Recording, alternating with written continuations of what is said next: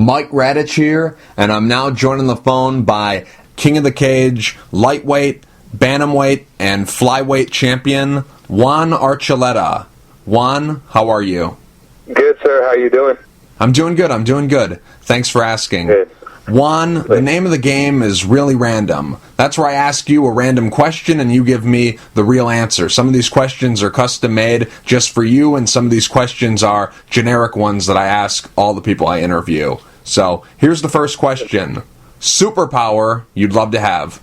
Oh, man, speed. Favorite movie? Man, pass. I don't know. I can't think of one off the top of my head that fast. Favorite color? Green. Favorite guilty pleasure? Fighting. Juan, in 2016, you went 6-0. You won 5 belts. 3 out of the 5 belts you won were King of the Cage titles, making you the first man in MMA history to hold 3 belts simultaneously in 3 different weight classes, and 3 of your 6 wins last year were by knockout. So, are you sad to see 2016 go because it was a amazing and history-making year for you? Oh, no, absolutely not. Yeah, it was more of a destination that we every year comes to an end. So 2016 we set goals, and I was happy that we got to accomplish every goal we set out this year. You have the King of the Cage, lightweight, bantamweight, and flyweight belts. Then you have the True Form Entertainment featherweight belt, the California Fight League featherweight belt, and you also, in the past, held the Gladiator Challenge featherweight title. So you have a lot of them, so I'm just making sure that I don't miss any. How many belts do you have? Besides the belt that keeps up my pants every day, yeah, that's all 6 of them. Are you going to have to put on an addition to your house to fit all these in your trophy room? Actually, they're all on the set of Kingdom right now. Oh. Being hung up on the gym I fight out of, Navy Street. Oh, I see. Yeah, so no, thankfully not. That's why I had to get rid of them. Now, just to be clear, you do have the complete set of King of the Cage belts. Some people get confused when they hear that you're the King of the Cage bantamweight champion, but you have the 145-pound belt in King of the Cage, and they hear that you have the 135-pound belt in King of the Cage, but you're known as the flyweight champion. So it gets confusing, but it's very simple because King of the Cage doesn't have the division that we would normally call featherweight. They have a 145-pound division, but they call that bantamweight. And their flyweight division, in the UFC, they call it flyweight, but in King of the Cage, they call it junior flyweight. So I know a lot of people get confused about that because the weight classes are named different in King of the Cage, but once you just realize that they don't have a featherweight division by name, everything becomes clear. So, and it's easier to understand. So you do have the complete set of belts. Of the 3 King of the Cage belts that you own, do you have a favorite? Definitely the 145 belt. It was one of the biggest wars I've actually entered throughout my MMA career thus far. So yeah, definitely the 145 was my favorite fight and my the belt that I appreciate the most. In 2016, what was your best performance? I think the last fight I had was definitely the best Juan Archuleta performance that I was able to put together.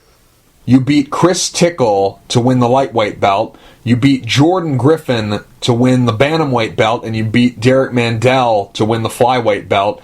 Out of those 3 guys, who would you say gave you your toughest fight? Would you say it was Jordan Griffin, or do you think it was someone else? You know what? All 3 of them had different strengths and abilities that countered mine that I had to adjust to. So, equally they were all, King of the Cage did a great job of matchmaking these guys to have the toughest opponent in front of me, and all 3 of them were great matchups. So I can't downplay any of their ability because they all gave me a run for my money. In the past, in King of the Cage, there have been other fighters who have held multiple belts at the same time. Tony Lopez, Tim Means, Alex Reyes, Joshua Velez. all these guys held belts in 2 different weight classes, but none of those guys ever held belts in 3 different weight classes at the same time. Tony Lopez has won 3 belts for King of the Cage. He was the super heavyweight champion, the heavyweight champion, and the light heavyweight champion, but he never held those belts all at the same time. So you're the first guy to ever do this and win 3 belts at the same time. So was the plan always to go after 3 belts, or did you win the first belt and say to yourself, you know what, I guess I'll go after some more? Like, was the plan always to try and make history and be the first man to hold 3 belts in 3 different weight classes simultaneously?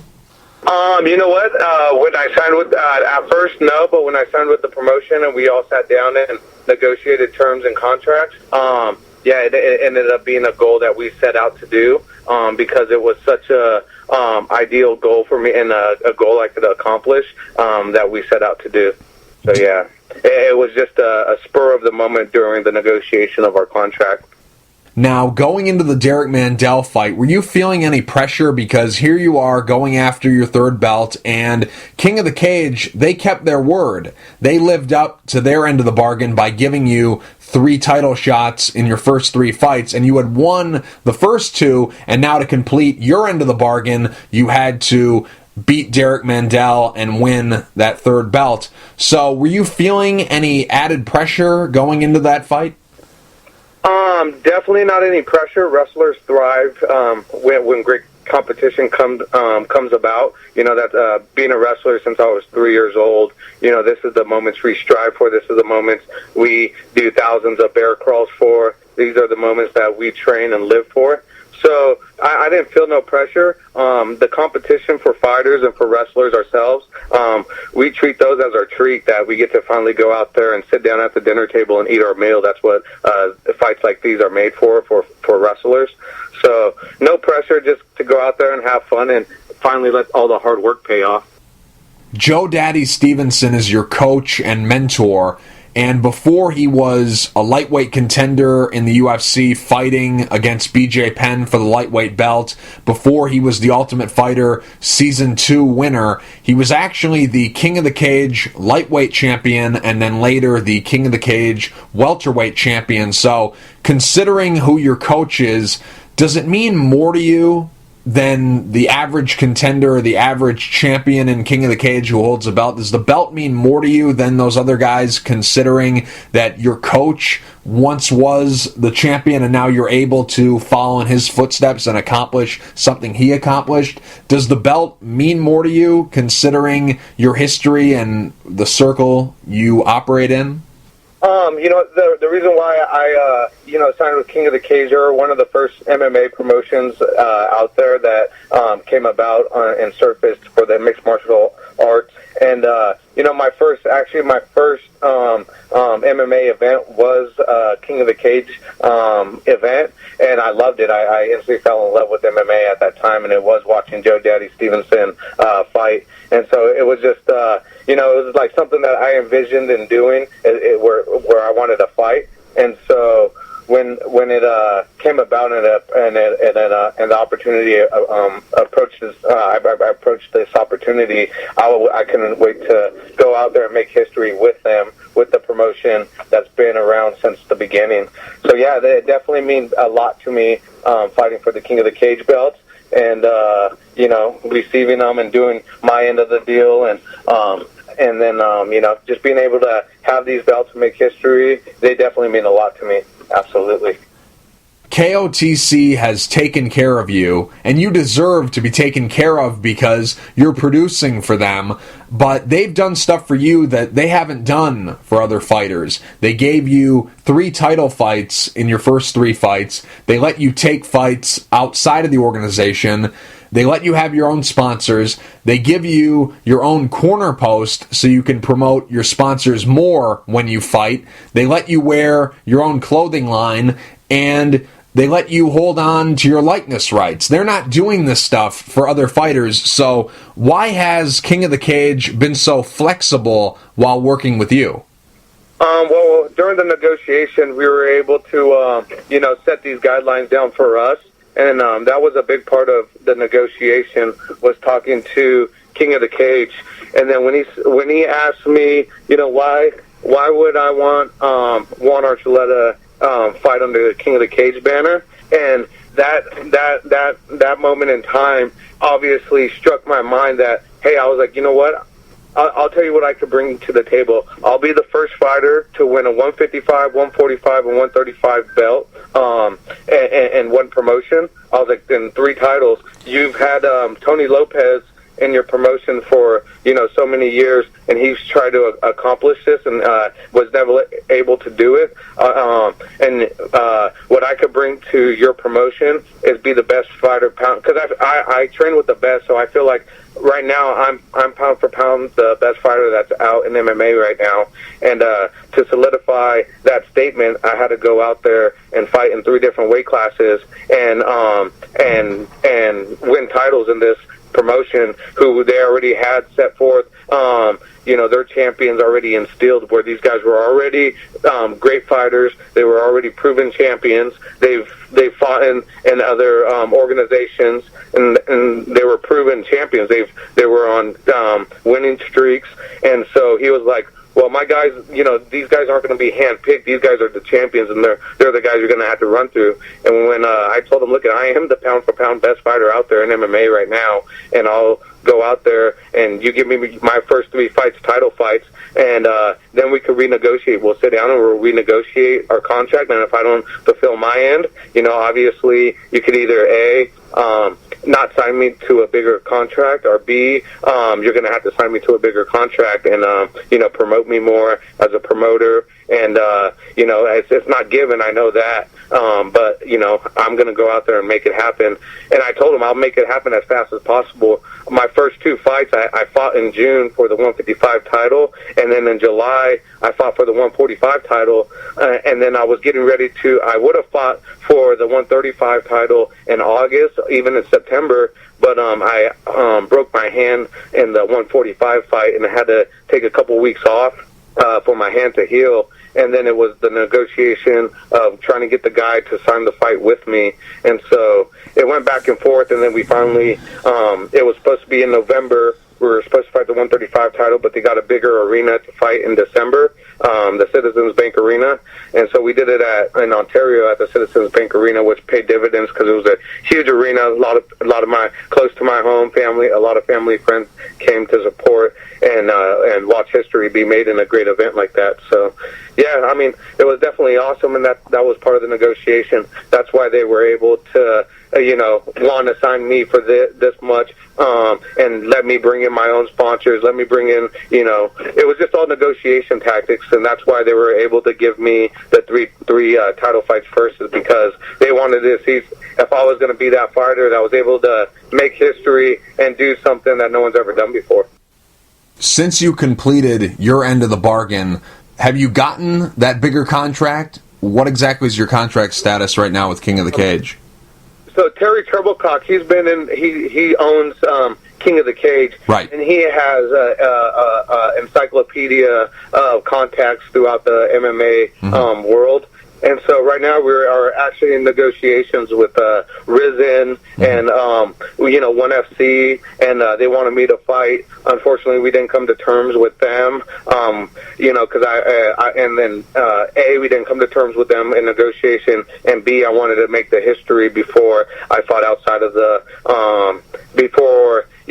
I signed to a bigger promotion of One FC, and so his contacts are out there, and we're utilizing them right now. And that was part of the negotiation, getting bigger fights in Asia, and getting the better fighters out there, and getting the better fighters around the world to know that King of the Cage is a solidified organization, and that they have the best fighter out in the world right now.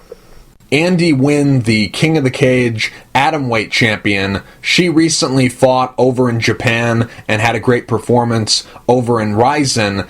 And like you mentioned earlier, Terry Treblecock, the owner of King of the Cage, has a lot of connections in that market. So right now you have a lot of options because you hold 3 King of the Cage belts. So you have 3 belts that you could potentially defend. So what's more likely? a King of the Cage title defense against someone that Terry Triblecott can bring over from Japan, or you going over and fighting in Rizin? I think both. I think they'll be able to utilize me as a fighter to, grow even bigger than they already are as a promotion, and B, to say, to get risen to maybe even do a match and rematch once I beat those guys out there. If they want the rematch, if we could bring them back into the States and give them their rematch that they're desired, So I think they could go hand in hand and definitely make better business opportunities with myself. And they've proven already with Andy Wynn. She's a great champion. She's a great fighter, and she went out there and she fought one of Japan's best out there. She was a national champion wrestler, and she went out there and took it to her. They have a bunch of studs there. They have Kron Gracie out there. Kawajiri, he just signed with Rizin as well, who, that guy, he's a legend in the sport as well. Just fought my training partner, Cub Swanson, and Cub Swanson took it to him, They definitely have Joe Warren, who's who's been a rising star out there in Japan, who's been a icon in wrestling and the Greco-Roman style of wrestling, was an Olympian, has a great track record for his MMA. I would love to, because the Japanese, they love Joe Warren out there, and he obviously does their commentating for their event for Rizin. So fighting a guy like Joe Warren, out there in Rizin, that'll be an ideal match. Even Kron Gracie, and it'll solidify who I am as a fighter. Even though you already have 3 belts in King of the Cage, there is a 4th belt that's still out there, the junior welterweight belt, the 160-pound title in King of the Cage. Is that something you're interested in? Are you interested in going after a 4th belt? Right now, one of my longtime teammates and good friends, Ryan Fillingame, has that title. He's a 145 fighter, and unfortunately the titles were solidified at that time by me. So he actually moved up to 160, bless his heart, because he's a real champion, and he goes out there and gives everything he got. But a very undersized 160-pounder went out there and did his thing, and he currently has that title. And for me, it doesn't make sense to fight, one of my good friends while they're building their resume as a fighter. Definitely in the future, once we both get solidified, and if the King of the Cage wants to see us scrap, we could definitely, make it happen. But so we'll see what the future has, but having friends, and training partners, because him and myself, we train a lot, so we don't see that happening unless he vacates it. And if the King of the Cage wants me to fight for the 165 title, I'll do that. But currently, right now, they got a good strategy and game plan coming up this year for me. Okay, so you just answered my next question, because my next question was going to be, is there anyone you won't fight? And obviously, you just gave me an answer, which is kind of surprising, because you just went after 3 belts in 3 different weight classes, so it's surprising to hear about someone that you won't fight, because I thought that you'd fight everyone, so you surprised me there.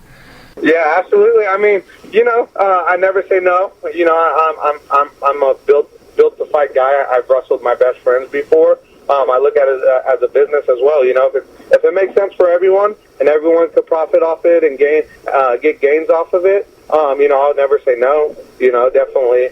And that's not my job. Is just to show up and fight. They do a great job of putting people in front of me. So as long as they keep putting people in front of me, I'll keep fighting for them. What are you looking to accomplish in 2017? I'm definitely looking to accomplish to become the pound-for-pound best fighter in the world.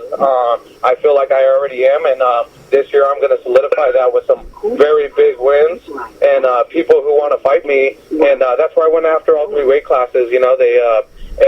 If people say, I think I could take that guy out, well, sign the contract and let's get it going, because I got 3 different titles at 3 different weight classes. A lot of people talk a good game, but until it's done, until it's actually inked and signed, like Cowboy Cerrone says, don't come at me verbally, just sign the contract, and we could see, and we could get it on when the door's closed.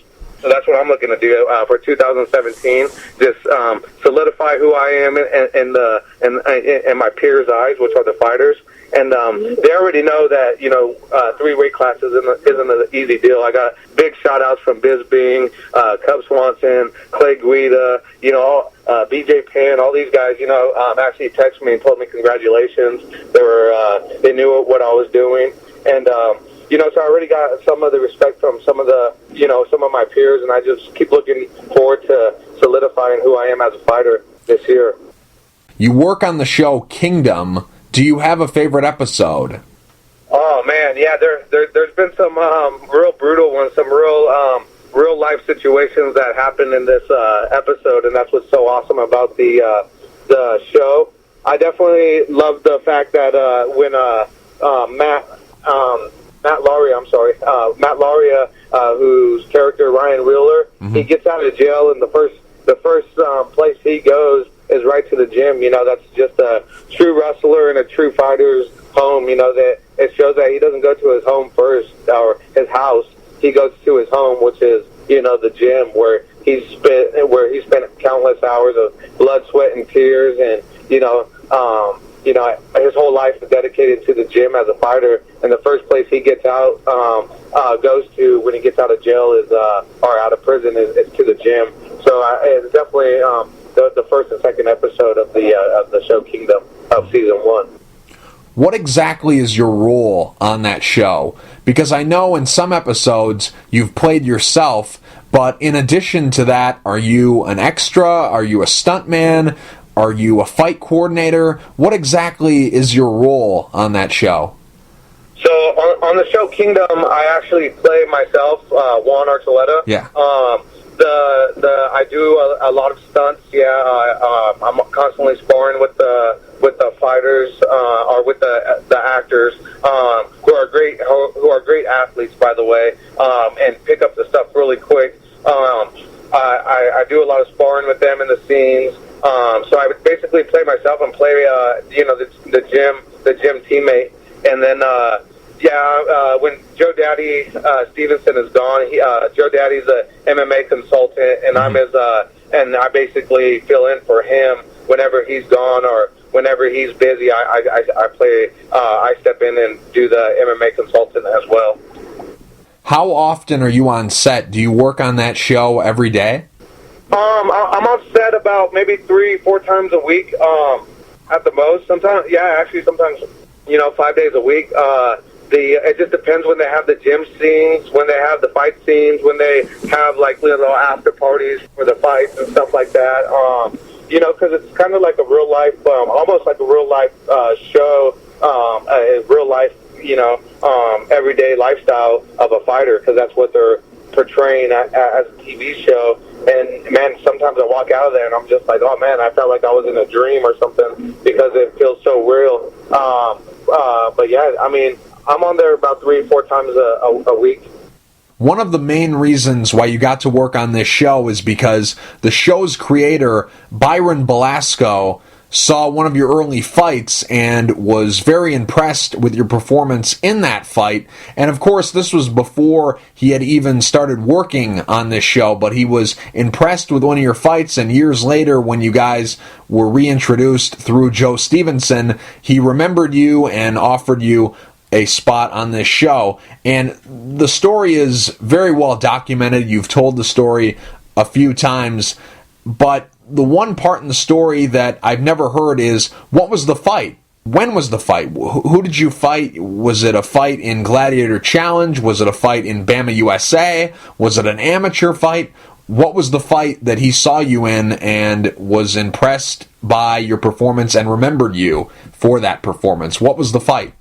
Okay, yeah, so, the whole story of the show, I was actually working for the electrical union, and then I was still fighting under Joe Daddy Stevenson, but I would go to work at 5 o'clock in the morning and wouldn't get done with work until 6:30 at night, and Joe Daddy Stevenson's Cobra Kai, our pro practice, was at 7 o'clock, so I'd work out from 7 to 9, and then I'd do a little something after, get home at 10 o'clock, eat dinner, go back to bed, wake up back at 5 o'clock, go to work, and then after my fourth, I was 4-0 at the time. He said, "Hey, I got this opportunity to work on a show for you where it'll supplement your income for what you're doing right now. Not as much, but you'll be able to live off of it. You know, it's like $250 a day." I was like, "Oh, okay, perfect." So I was there. We just finished up the season 1. And the writer of the show had came up to me and he said, "Hey, I know you." And Joe introduced me. He's like, "Yeah, I think I know you from somewhere." And I was like, "Oh, no, it doesn't ring a bell. I've never met you before in my life." He's like, "No, I know you." So he couldn't remember at the time. And then he had walked away. And the next day, he came up to me and he said, "Hey, this is where I know you from." And then, when I had my first fight, it was actually for Bama, USA. Okay. And it was down at Commerce Casino. And Byron Velasco, when he got the okay to write the show, this was actually his first MMA event he had went to because it was local for him, and he wanted to do some homework on MMA. Well, I was the first fight of the show of that show that night, and I was 0-0. Never had an amateur fight in my career. I couldn't find anyone to fight me amateur. I wasn't training under Joe Stevenson at the time, and I was training under another guy, and they had set me up a little bit. Their champion, that was, I believe, 11-1 at the time as an amateur, was just turning pro. And so I right away touched gloves, and I go to fill him out, and I kicked low, and he kicked high, and we both fell. And when I got up, I got knocked out. I got a flash knockout, and I hit the ground, and I instantly woke up in a single leg, and I was like, "Oh man, this shit is real! Like, this guy's really trying to take my head off." And then, like, the switch had flipped on me, and then I, end up beating the guy by a unanimous decision. And the whole fight was just intense, and it was crazy. And Byron was sitting right by my family, and my family's real rowdy, true Hispanic culture family that was there. So they'd love to get, they love the fights. They're rowdy, they're loud, they're proud, and Byron sat by this and recorded everything, and he started like realizing like this is really what I want to do. This is what I want to encapsulate in my show Kingdom. So when he recorded everything and he told me that and I said, "Yeah, this was my first fight." So the first title fight I had for Gladiator, he had asked if I would fight out at the Navy Street gym for the show, and I said, "Well, you got to ask Joe, because Joe took over my head coaching at that time." And Joe was like, "Absolutely, that's such a great idea." And so ever since then, I've been fighting out at Navy Street, which is Kingdom's MMA gym in the show. What a small world, huh? Yeah, absolutely. You never know. You never know who's watching. What a great story! Absolutely. I love that story. Yeah, it was truly just meant to be, Yeah, for sure. Now, let's go back to the beginning. Did Gray Maynard get you into MMA? Because obviously you have a wrestling background like him. Is he the reason you got into MMA, or had you already been training before he called you up and asked you to help him train for one of his fights against Frankie Edgar? How did you get into MMA? His manager, Randall Olliman, he wrestled for Bishop Gorman, and then he wrestled for Arizona State and Fullerton. Well, they needed a wrestler for Frankie Edgar for I believe it was the second fight, and he had called me and said, "Hey, I need a wrestler to come out and wrestle a little bit with Gray.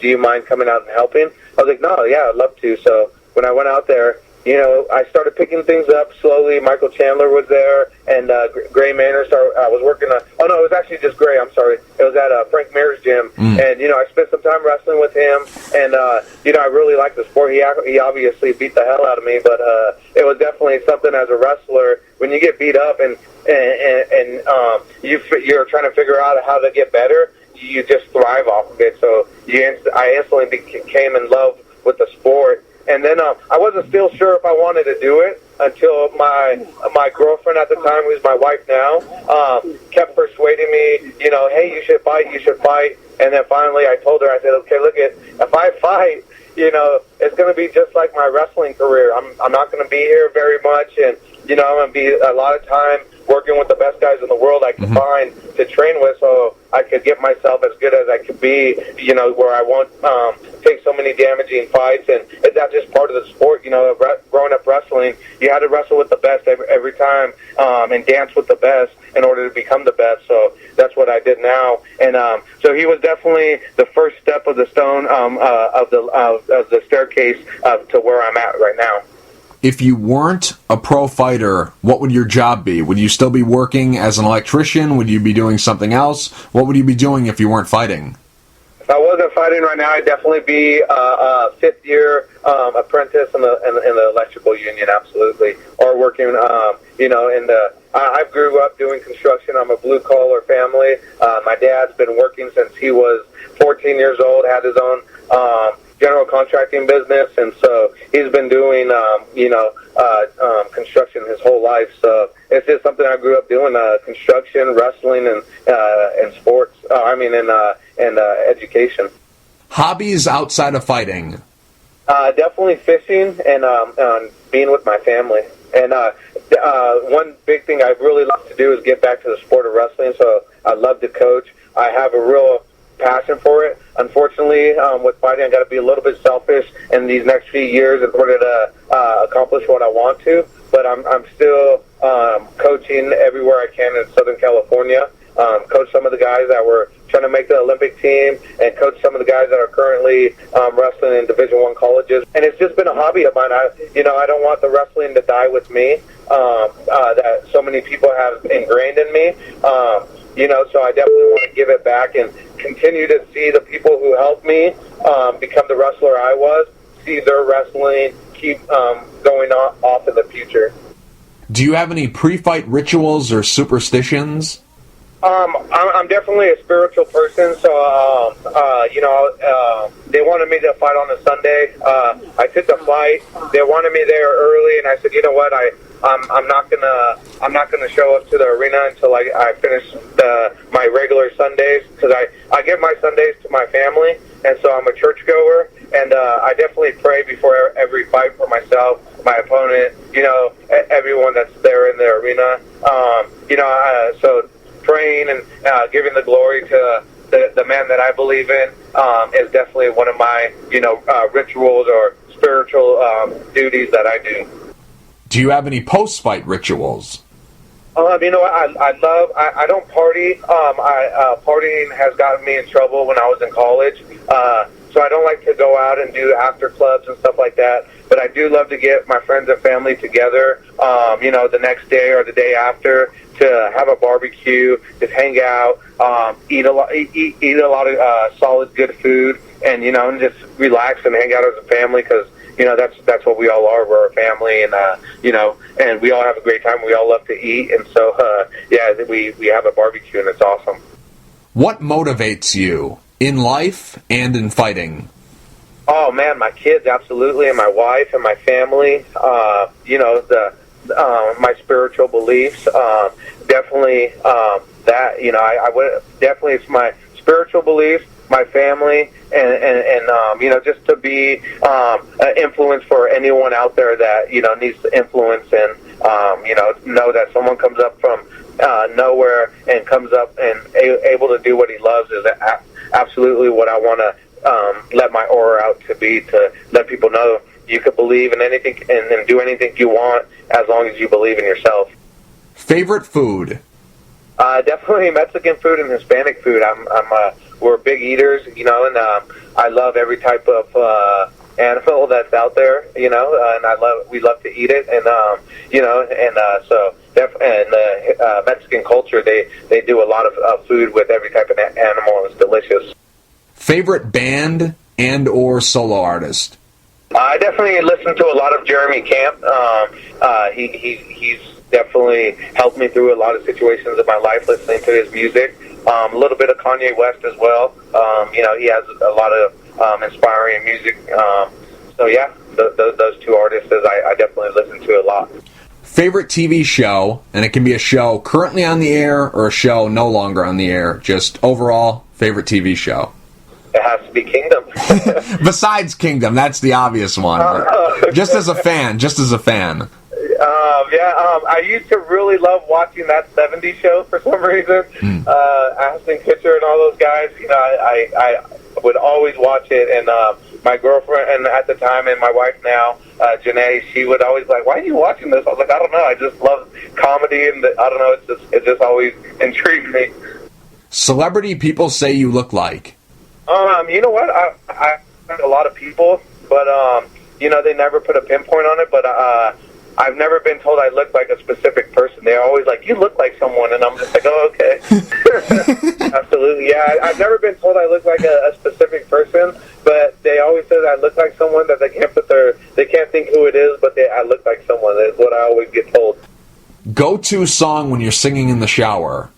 Oh man, you know what? I'm in and out of the shower so fast, so I don't really sing. I really take a 30-second shower because I grew up with a big family, so I'm used to just going in there, washing my hair, washing my body, and jumping out. So never have a go-to song when I'm in the shower. Mainly the drum. I'm not trying to extend my cost of living. Yeah. I'm trying to keep my bills low. Yeah. If you could trade places with anyone in the world for a week, who would you trade places with and why? Oh man, okay. You know what? I would love to trade places with my wife. You know, I'd love to see. You know, she definitely is a strong woman, and every time I ask her how her day's going, she's always like, "Oh, it was easy. It was good. You know, the kids were fun." But I know that there was more to it because my kids I got a 6-year-old, a 3-year-old, and a 1-year-old, and I know it has to be really tough on her. So I'd really love to try to go through a day in her shoes, and I'll be able to appreciate. I do appreciate her, you know, more than anyone out there. But I know I do even appreciate her even more being able to go a day through her shoes. If you could stay one age forever, how old would you stay and why? Oh man, I wish I stayed 24. I just felt like that was where I had the most energy, you know, throughout all my years thus far, and I was strong, and I was able to. That's when I was knew I could compete with anyone in the world at that age. I still feel like I'm 18, 19 years old. The way I'm able to preserve my body through my nutritionist and my personal trainer. But yeah, we do high intense, you know, very futuristic training right now, and you know, body testing and everything. But if I could pick one age, it would have definitely been when I was 24. I saw a video of you online driving around in a white car. What kind of car is this? This is a really nice car. Is this a Charger? Is this a Camaro? What kind of car is this? So when I fought for the CFL, they're sponsored by Dodge, Victorville Motors, and they're a Dodge company. So I did have a Dodge Challenger, but I was the main event, and you know, they wanted to sponsor me, and I said the way you could help sponsor me is not by money, but I travel a lot with my training. I said if you could give me a car to travel in, and you know, I'll keep you know, represent you guys as well. You know, I'd love to have a car to drive around in, and so they gave me a Dodge Challenger, which I was very fortunate and blessed to have, and you know, and they let me drive it around for the whole camp. So you don't still have it? No, it wasn't mine. It was actually leased for my fight camp. I see. Interesting, yeah. Interesting. The last car that I drove around for the CFL, for King of the Cage, I actually got wrapped. I was driving a smart car. It was actually a little more economical for me. I was driving around the smart car, and I got it wrapped with King of the Cage logo and everything like that. And that was through actually Fusion Motors that had taken care of me, and they're going to get ready to take care of me for the next camp that I have as well. Now, I know this is probably going to make a lot of people very angry with me, but I don't care because the facts are the facts. This is not my opinion. This is the cold, hard truth. But you've said that you're going to be bigger than Conor McGregor. And at this point, if you look at his career before he made it into the UFC and you look at your career right now, you are bigger than Conor McGregor. At this point in his career, he had 2 Cage Warriors belts. At this point in your career, you have 3 King of the Cage belts. At this point in his career, he was 12-2. At this point in your career, you're 14-1. he wasn't hanging out with Nick Jonas. He wasn't getting shout-outs from all these big-name fighters. He had a loyal fan base, but a small fan base, and he was doing some great things, but you're also doing some great things. At that point in his career, he'd been fighting for 5 years professionally. At this point in your career, you've only been fighting for 3 years professionally, and you never had any amateur fights. I'm not sure if he had amateur fights, but you get what I'm saying. He had been in the game for 5 years, and you've only been in the game for 3. So if you look at his career back then and if you look at your career now, you are bigger than him. But what is your definition of bigger than Conor McGregor? What will have to happen for you to be bigger than him? Because that's a pretty open to many different interpretations. When you say bigger, what are you meaning when you say you're going to be bigger than Conor McGregor? Exactly like you stated, when he compares himself to Floyd Mayweather, he's saying, well, look at Floyd when he was this far in his career, and look at me when I was this far in my career. Well, I'm stating the same facts that he's stating. I've met Conor. He's a great guy. And he has a great aura about him as well. When you go in, that this was before he actually. This is when he had knocked out. Let me see. I'm trying to think who. Dennis Seaver. Oh yes, it was a Seaver fight. He just knocked out Seaver, and he was down in L.A. We just got done wrapping season 2 of Kingdom, and I was actually with Jonathan Tucker, and we went down to see him. He was like, "Hey, my buddy's shooting Conor. Would you like to go see him?" I was like, "Yeah, heck yeah, it's Conor McGregor. Who wouldn't want to?" And I got to meet him. Great guy. Came and shook my hand. Very strong guy. We built the same size, and he looked at me, and I see him size me up. He said, "You're a wrestler." And I was like, "Yeah, I am." And then he was like, I'm Con. I said, "I know who you are. I'm not oblivious to MMA. I know who you are." He's like, "Yeah." He's like, "I'm out here all the time. If you'd like to train, let me know." And I said, "Yeah, absolutely." And this is when Artem. Oh, you know what? I'm sorry. It was right after after he got done doing the Tough Show, because Artem Lumbov was with them. Oh, okay. And contact him, and we'll get together. I got his number. I contacted them. They never contacted me back, which was fine. Oh. But yeah, if we look at statistically, like you said, I'm 3 years into my career right now. Young fighter, with a lot of experience. I don't believe I'm not going to call myself an up-and-comer, because an up-and-comer is usually 5-0, 6-0. I'm a solidified MMA fighter now. I'm 14-1. Not even, and I'm not bad-mouthing anyone, but Cody No Love, he's still 10-0 with great knockouts, great streak. I have more fights than he has. We came up at the same time as well. He's a great friend of mine. He's a stud. He just beat Dominic Cruz. But, we're not up-and-comers. We're solidified MMA fighters now, So if we look at the track record and the years I've put in compared to the years, I'm ahead of him. He never had Nick Jonas giving them shout-outs on Instagram, Michael Bisping giving them, champions that were at his time giving him shout-outs. So, yeah, I feel like I'm going to it's just a matter of time before it hits it hits the mainstream media, and they realize, that I am the real deal. The people I'm training with now, Aaron Tico, Cub Swanson, TJ Dillashaw, Joe Benavidez. The list goes on with all these trainers that are these guys that I train with that are, world champions, time and time again. So I know where I stand. Like I said, I'm here to get the fighters respect. I'm not here to, get anyone else respect but theirs, because that's ultimately what I shoot for. And, and my day will come. I've been putting in the road work and everything like that, and it's just a matter of time before it's time to take the check and put it into the bank. Who has the better beard game, Juan Archuleta or Conor McGregor? Oh, man, I got the Spaniard beard. No one ever, I've never heard one person talk bad about a Spaniard's beard. Those guys, Cortez, yeah. And, some of my ancestors had some really nice beards. So I definitely go with the Spaniard beard over. I do have, I'm a mutt.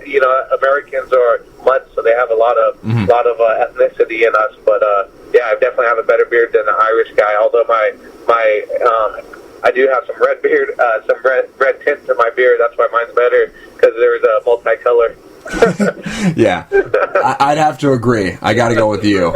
Joe Stevenson has this really big beard. What's going on with that? Is he trying to compete against you? Are you responsible for this? What's up with this beard he has? That's another thing. His kids loved my beard. They told him to grow out one. So now Joe Daddy's growing out a beard. Yeah, it's contagious. You get a nice beard going. My brother Danny, he has a really nice beard as well. Actually, all my brothers, they got some nice facial hair. My dad has a nice mustache, so it's just contagious, I guess. That's funny.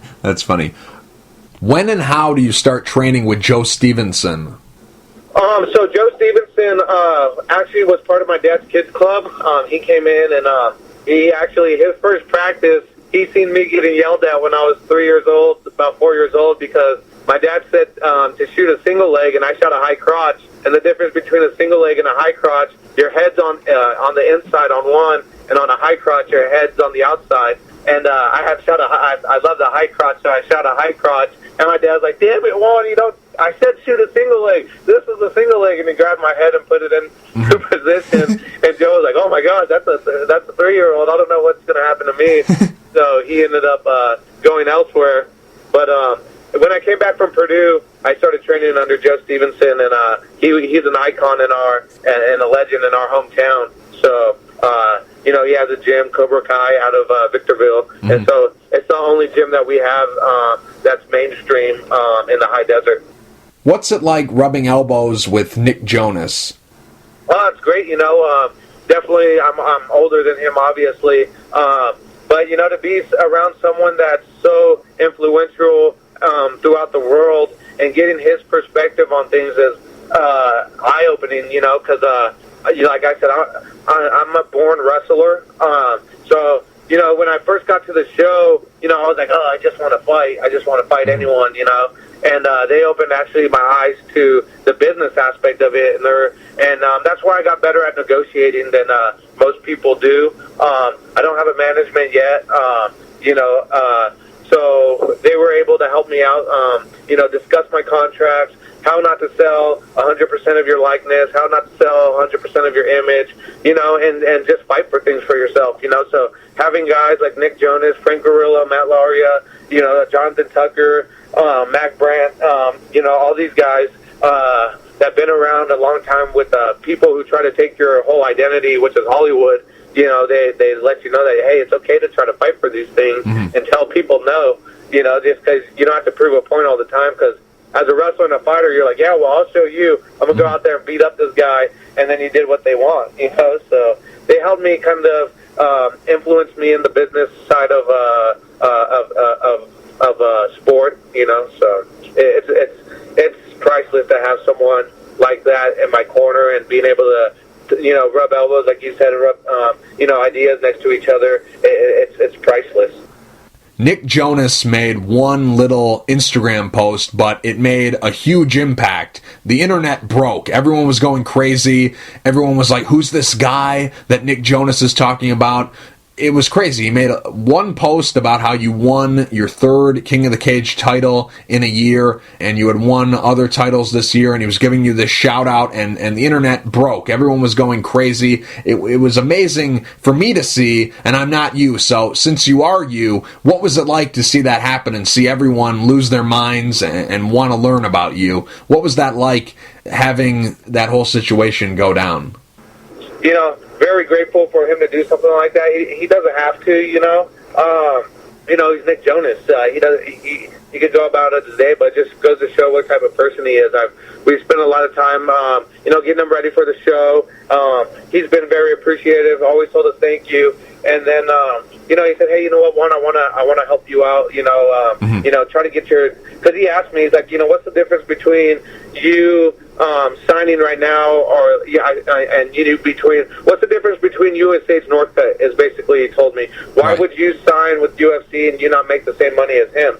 I said, well, he got a good following, he brought in a big crowd, and I was like, and the end of last year, I wanted to spend the rest of my time marketing what I've done and marketing myself as a fighter, because I was so focused on my goals and my dreams that, you know, I don't do a lot of posts, and I don't try to go out there. I'm an old school guy. I grew up with Dan Henderson and Bill Henderson, his dad, who I was out of the kids club. So for us, it was go in there, do the work, and when it comes to competition time, go out there and have fun, and the rest will unfold for itself. People will like you for who you are. Never change that. So I never thought, you know, with the social media, still kind of running things through and trying to find out, you know, how to build that up as an athlete. But, you know, having guys like that, giving shout-outs and stuff like that, you got to be grateful because, you know, you got to be very appreciative because, you know, they have so many followers. They're doing the right things, and they're doing things that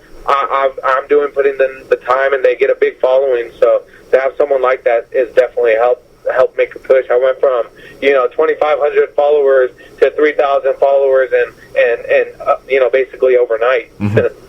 I saw that you were doing some coaching with Team Benavidez on the most recent season of The Ultimate Fighter, the flyweight season, the Tournament of Champions that Tim Elliott, a teammate of yours, won. And I saw that you were doing some coaching. So how long were you working on that show? And also, what was the experience like? Yeah, I believe I had two fights during that time. I came in having a fight, and then he said, "Hey, I grew up with Joe from after high school till now. When he was at Alpha Male, I was wrestling at Sac City. I used to go in there every day, and Uriah would be like, 'Hey, can you wrestle with Joe?' And I was like, 'Yeah, absolutely.' We wrestle, we get along, we used to hang out a lot, and then when I got out of college, I asked him for some help, you know, if I could train with them. He said, 'Yeah, absolutely, come out and train.' Stayed with them, trained with them. You know, great person, great overall human being as well. His wife, Megan, open arms, have always been open arms for me, so I'm always appreciative for all the help that they give me. And he wanted me to come in and be the wrestling coach for him, and just to move around with the guys as well. You know, have a guy there to roll around with the guys. I don't have an ego when I train. You know, I'm a coach, so I feel like I'm a great coach as well because I'm able to break a guy down and build him up at the same time. So giving the right looks and being there not to spar the guys as hard as I can and be like, "Yeah, see, I'm better than you." He wanted guys in that were going to actually train and help these guys overall. And I'm a weight cutting machine, so he wanted to bring that help in for the guys like Tim Elliott and Damasio as well. And it was a great experience. So I was there the first 2 weeks, and then I had the fight with Griffin for the 145 fight, and then I was like, this is going to be perfect because right after the show, I'm going to fight Derek Mendel for the 135 title. Mm-hmm. But I broke my hand when I came back, and with the broken hand, I was still moving around with the guys. Guys finished up. I flew out of Vegas and flew back into Vegas after my fight, and was still training there and helping the guys out for the Ultimate Fighter. Great experience too. Most people would say that for you to become bigger than Conor McGregor, you have to be in the UFC. So how close do you think you are to signing with the UFC? You know what? I don't think that's true at all. I said most people. I didn't say me. Yeah, yeah, absolutely. And the reason why I say that is I don't believe Fedor has ever fought in the UFC. And right. He's been one of the biggest named fighters in MMA and one of the greatest icons out there for MMA. Right. And so, you know, so having people like Fedor and, you know, other people as well, you know, haven't fought for the UFC. But very close, you know.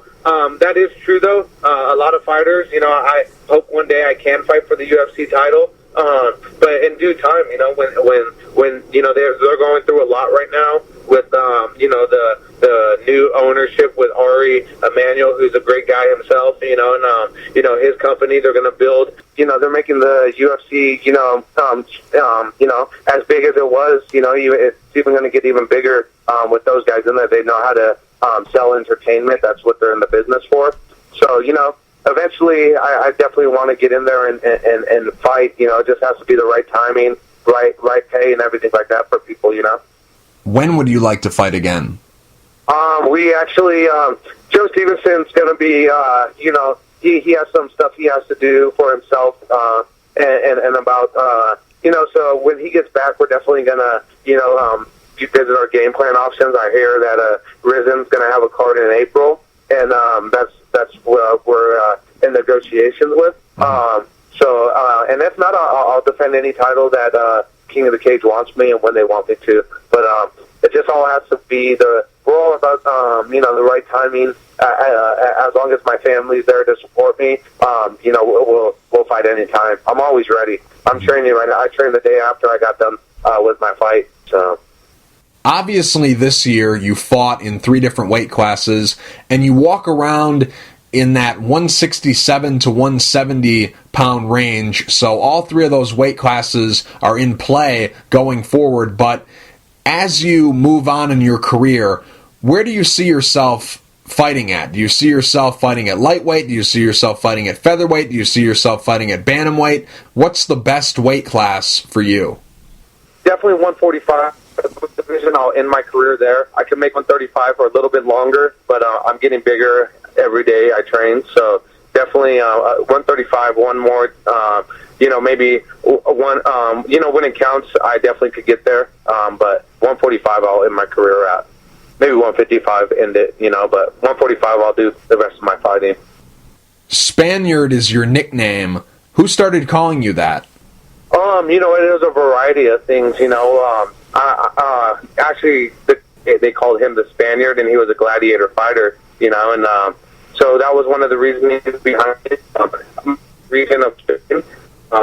So we're Basque, but it's the heritage of the Spanish speakers, Spanish from Spain, my Hispanic culture, and it just all I have the look, I have the, and I'll play the part as well. What's the best thing that ever happened to you? You know what? I actually got incarcerated for a year, and that was the best thing that I actually feel like had happened to me. Without my, as far as lesson learning, best thing that's happened to me is getting married and having my family, absolutely. But life lesson-wise, definitely been incarcerated for a year, and it made me realize what I wanted to do. So that's what you were referring to earlier when you said you got into some trouble. What kind of trouble are we talking about? If you don't mind me asking, what happened to you?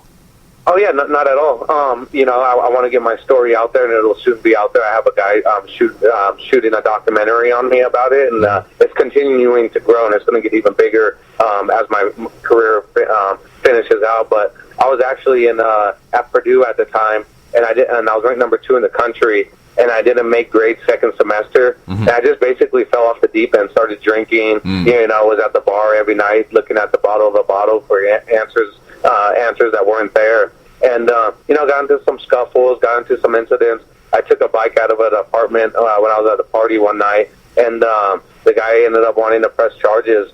And I brought it back to him the next day, and it was just a little incident that played a huge role because the guy wanted to press charges, and it hit me with a B felony for burglary.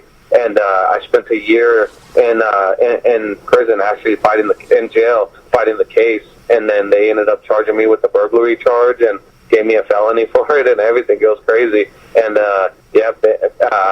so I sobered up ever since, and haven't. And that's why I don't like to party anymore. And look for fun at the end of a bottle because it's not there. I know what's fun, and it's giving everything I got to the sport, to my family, and being the best Juan Archuleta I could be, and being a good example. Putting my faith and what I believe in first, my faith, and then my family, and then my job.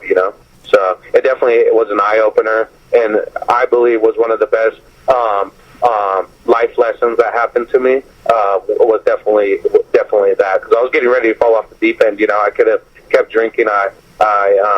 Hispanics have a very big problem with alcohol.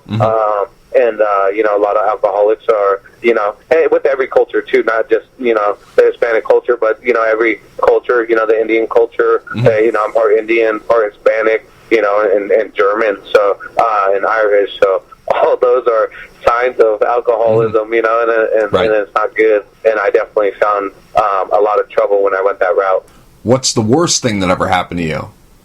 The worst thing that ever happened to me was getting satisfied of making a big feeling like I was accomplished when I got to Purdue, because I didn't put my all into the sport. I just felt satisfied, and I should have been even more hungry than ever.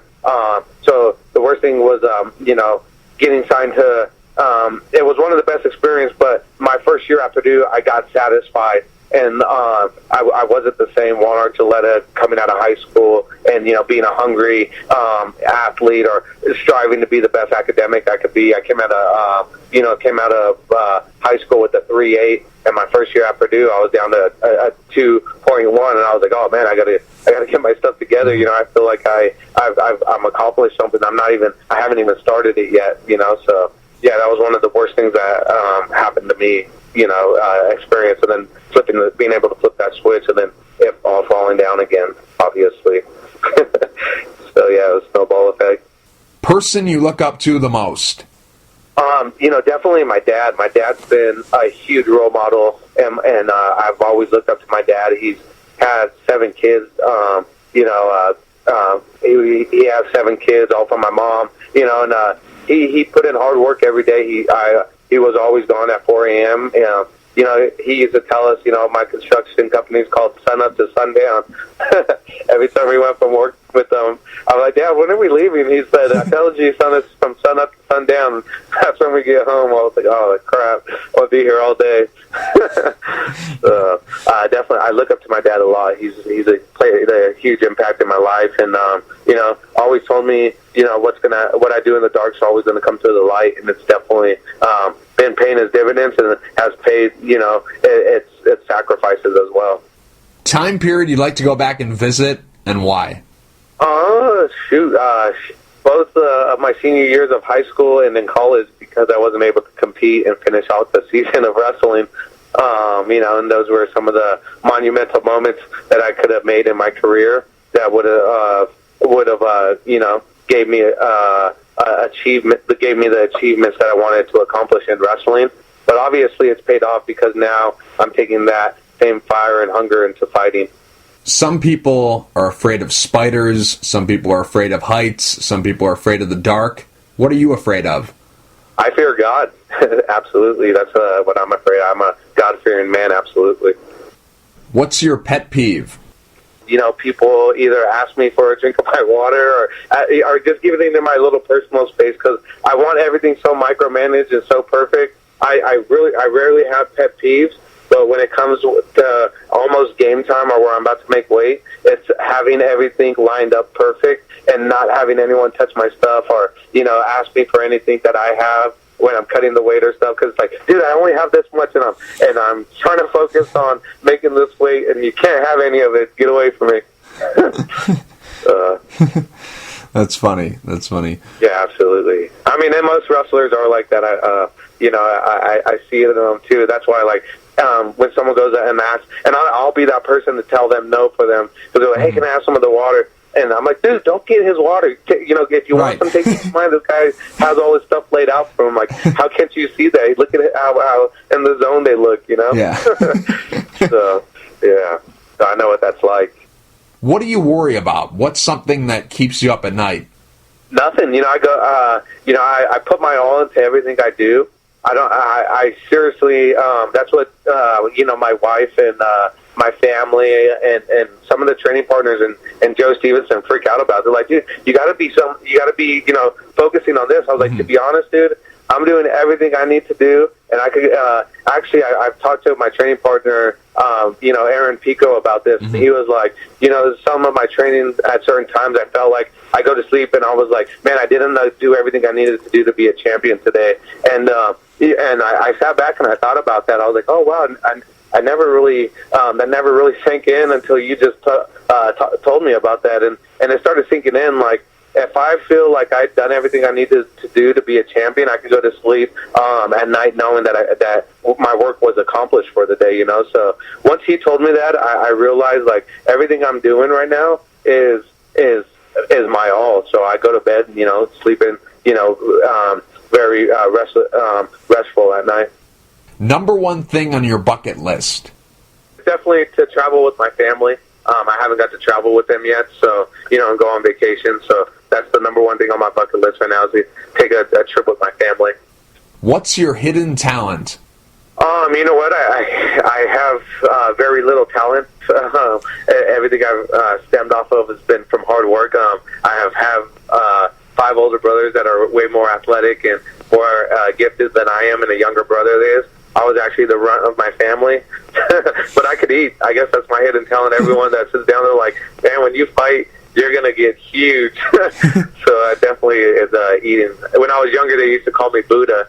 That's because I eat all the time. So, yeah, that's my hidden talent is being able to eat. One last question. If you could change one thing about the world, what would you change and why?